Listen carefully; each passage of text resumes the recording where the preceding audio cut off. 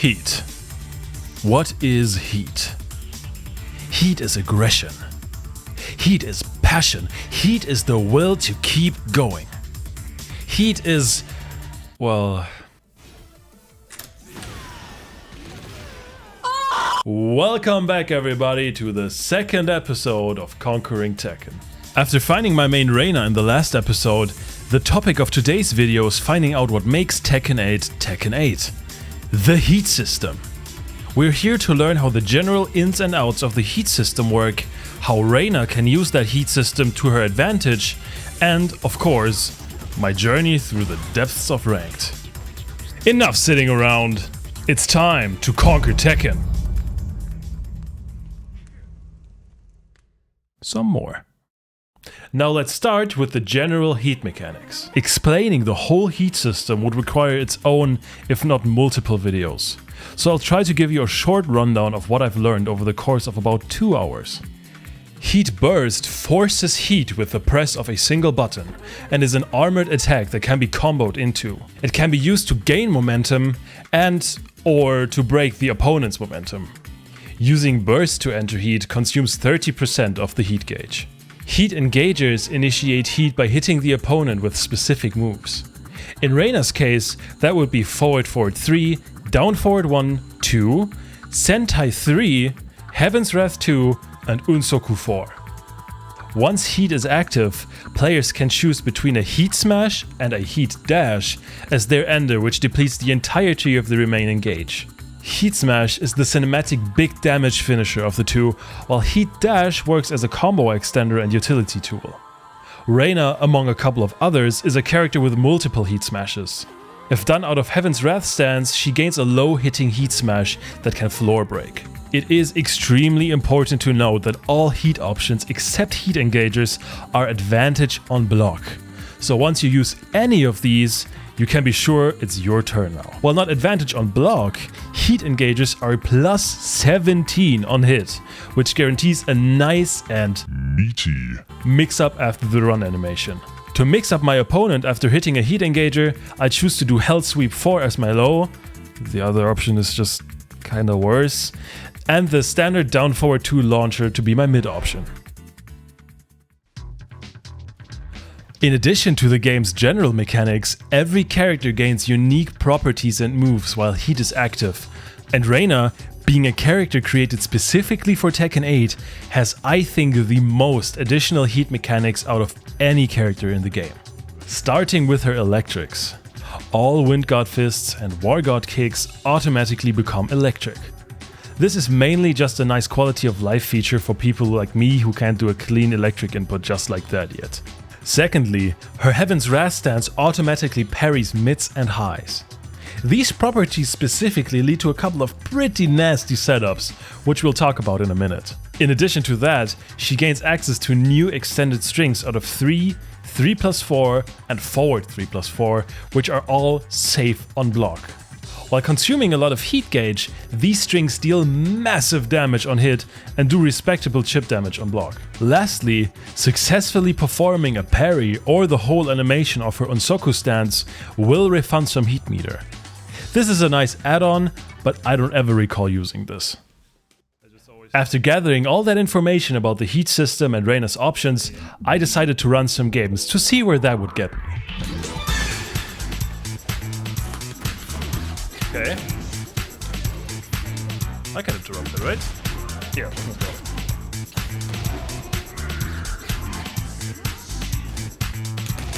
Let's go!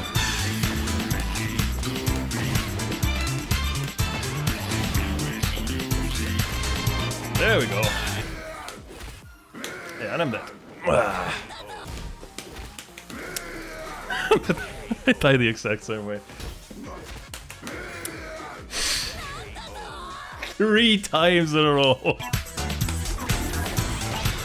Ooh, let's go.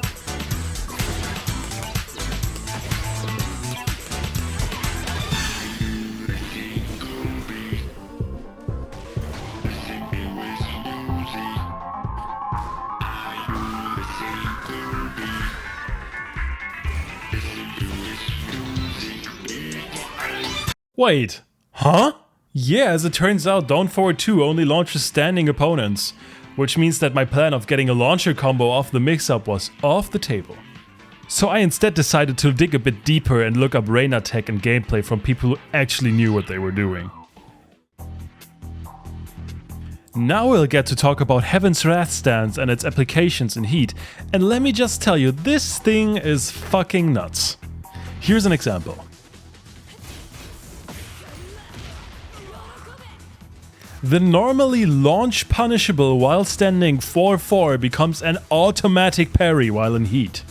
The properties of Heaven's Wrath lead to some super nasty bait setups like this double low Heat Smash setup or the one I just showed.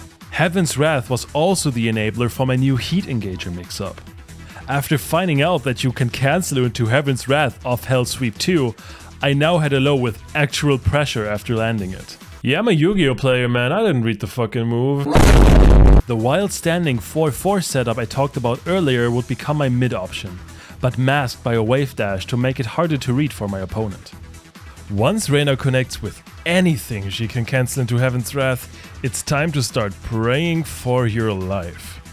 Even if you do guess correctly on the initial mid-Heat Engager mix, her plus frames can completely shut you down if you don't know the correct response. Now the auto parry can be countered by throws and lows, but luckily I'm not playing on a level where any opponent would know or even properly react to that.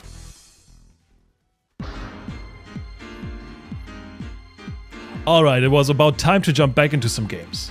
From here on out, I decided to change my approach. Just blindly playing wouldn't get me anywhere long term, so I decided to focus on specific aspects of Heat when playing ranked. The first one being hitting the Heat Engager mix-up. This might sound simple enough, but actually executing it was pretty frustrating since stance moves like the Mishima Wave Dash cannot be buffered into. This means that if you input the Wave Dash just a little too early during the run animation, the game will just say fuck you. This was mainly frustrating when doing the Hell Sweep. Not only because that's the move that actually requires the correct input, but also because that was the option that I almost always went for when hitting the Heat Engager. I'm barely a green rank, people don't block low in these lands. After an hour or two in practice mode, I did get pretty consistent at it, and it helped me out a huge amount. The next step were Heat setups. These were essentially the Heat Engager mix-ups with some extra steps, so I didn't spend too much time specifically practicing them. The main difference here was that you have to perform the moves in neutral. Finding the right distance to do a wave dash without getting counter hit was the main difficulty here. It didn't take me too long to get a feeling of the timing, and they did help me quite a bit. Especially the double low setup got me more rounds than I would like to admit. With that, we continue our rise to the top.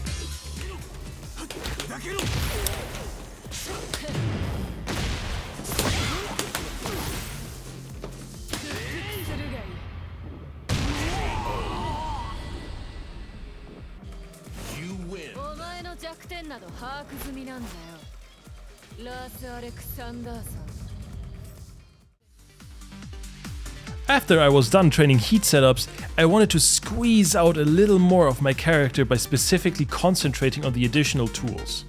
For me, that mainly meant using Reina's additional string enders to pressure my opponent a little harder. I'm a big fan of her 3+4, 4-4 string. 3+4 was already a decent move with good range before, but in Heat it just explodes your opponent if they get clipped by it. Besides the strings, I tried to make use of the 5 frames of advantage you get when your opponent blocks an electric. I figured forward 2 would be a nice follow-up since it's somewhat fast, has decent range and starts pressure. I gotta admit though that this tech went kinda underdeveloped because I kept forgetting about it while I focused on using the strings and... oh, we're already warrior rank! I actually wanted to wrap the video up at this point, but then I remembered that I completely forgot about Heat Dash. Using Heat Dash as a proper extender would require a much deeper understanding of Tekken's combo system, so I tried to keep it simple here. If my opponent blocked a Heat Dashable attack, I used the frame advantage for a throw mix-up. On hit, I would simply use down 4-1 for some of that extra damage. Even though there's many more use cases for Heat Dash, this simple setup worked really well and actually won me a couple of games. There's no cool rank up animation to show here, cause you actually start losing points after warrior rank, but I was still happy with my progress. And that's the video. Thanks everybody for... Nah, I'm just kidding. I'm not gonna let you go without a montage.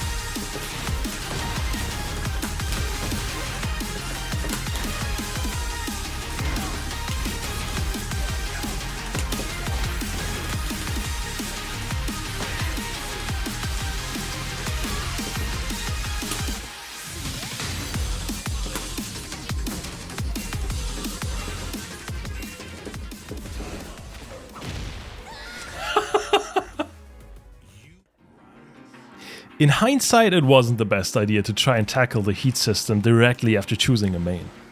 I thought I could learn more about what gives Tekken 8 its identity, but for that I have to know what makes Tekken Tekken to begin with. The heat system is powerful for sure, and I did make a lot of progress, but the entire time I felt like I should be focusing on more fundamental things like movement, sidestepping or whiff punishing instead. Another effect of prioritizing heat over actual fundamentals was my ranked experience. I'm currently sitting on an absolutely abysmal win rate in warrior rank. And since you couldn't lose any rank points before, I kinda feel like a fraud. A lot of my wins felt like I was using an exploit, even though I was really just playing what was given to me by the game. This does rightfully raise the question whether or not a system mechanic this powerful should exist in the first place, but that's a topic for people more knowledgeable than me. Now that I do finally start losing points, I'm pretty sure I'm gonna sit on this plateau for a while. We'll be back for more heat exploration some other time, but now it's time to get my fundamentals going. Now for real this time. Thank you all for watching. Once again, if you got any tips on how I can improve both as a player or a content creator, be sure to leave me a comment. I appreciate any help I can get. Be sure to tune in for part 3, and until then, have a good one.